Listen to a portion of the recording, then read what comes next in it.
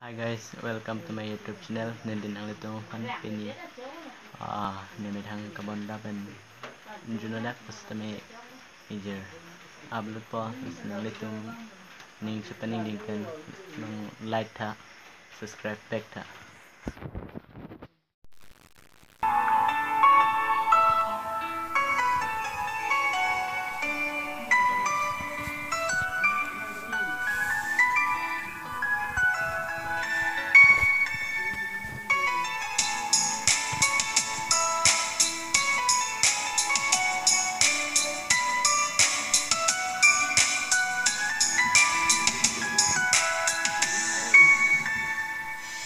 Nang Raje Sami Nang Raje Rida Metta Longune Nang Raje Sami Nang Raje Rida Metta Longune Dokok Nang Pane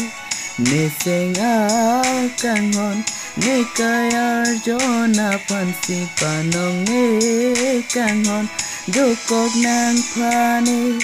Nising Akangon Nikayar Jona Pansi Panong Nikangon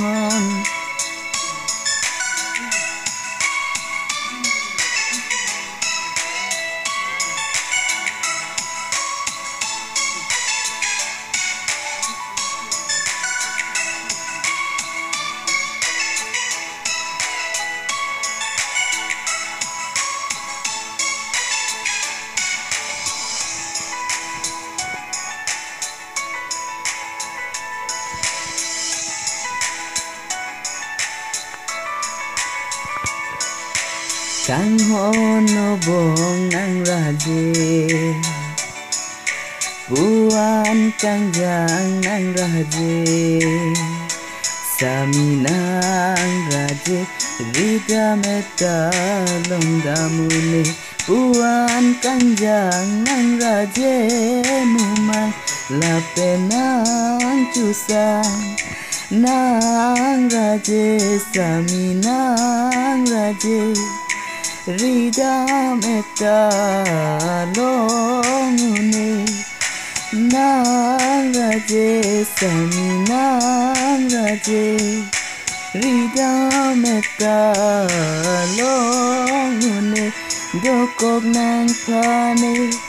Nising akangon Nikaya jona pansi panong nikangon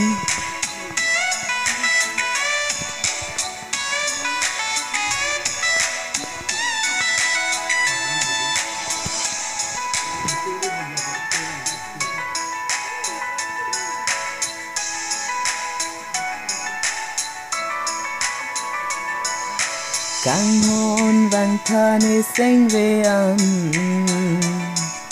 Nang ra de jong si thek long le te bong Ke do ke thak tane xanh về in sam se